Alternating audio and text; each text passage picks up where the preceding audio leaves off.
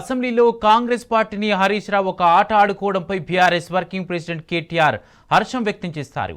ఇది నిజంగా మన డైనమిక్ లీడర్ ఇచ్చిన ఒక మాస్టర్ క్లాస్ అని కితాబిచ్చారు.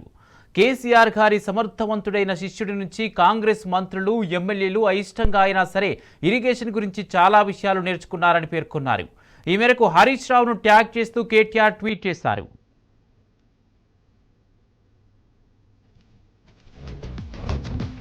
అధ్యక్ష 650 పేజీల్లో ఉన్న ఒక్కొక్క పేజీకి ఒక్కొక్క అక్షరానికి నేను సమాధానం చెప్తాను.